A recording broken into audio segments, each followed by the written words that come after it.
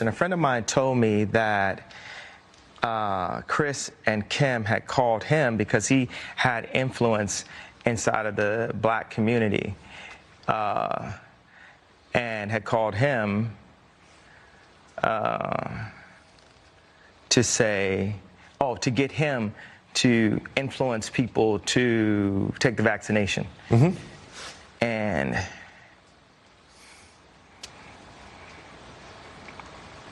I don't have an opinion on that. I just want to state that as a flat statement. But it was wild that I didn't know how close my own wife was to the Clintons. I didn't know, I didn't realize it at the time. That you were married to her? And I was married to her. How close was she to the Clintons? I mean, cell phone away, or hey, tell Ye to say this away, or hey, go out and use your platform to push the vaccination away. I mean, not away, but take the away part. But do you feel like at times you were manipulated by political forces through your wife? Attempt manipulation. But yes, there was some manipulation. Me not saying I like Trump was a form of a manipulation. For sure. Yeah. Why did you like him, by the way? You said you liked him early, like you saw him. I mean,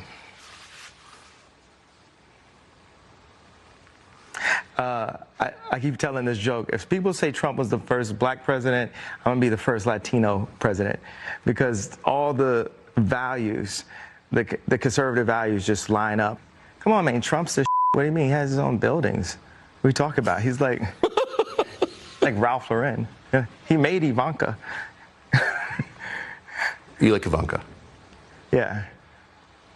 You wrote a post on Instagram about her husband today. Yeah, I had a dinner with Ivanka, Jared, and Josh. And a couple days later, I found out that Josh Kushner had 10% of Skims, which is a line that I had developed with Kim. And I had a lot of issues with the imagery of Skims.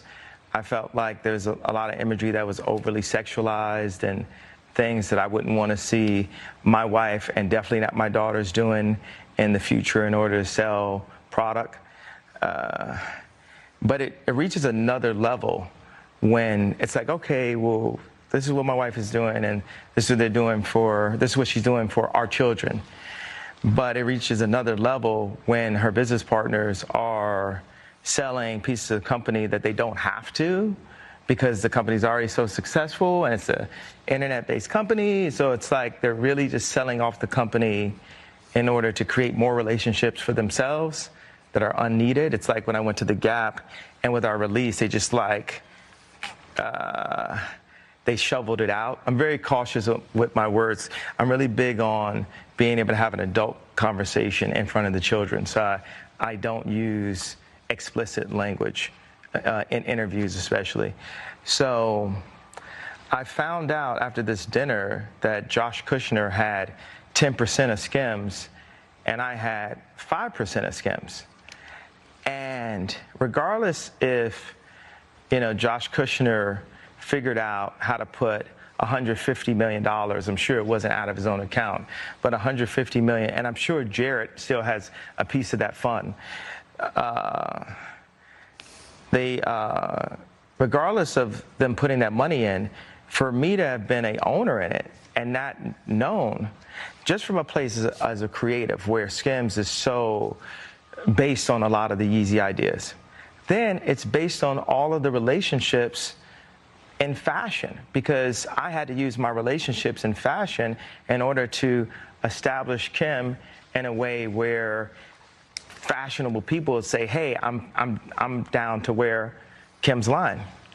And these VCs, they come in and they get a piece of it after the fact, and they run around and say they have ownership in it. So as I put on my Instagram, which, luckily for everyone, they could just write it off that, I'm crazy until they see my disposition in this interview, and then it's going to get scary. I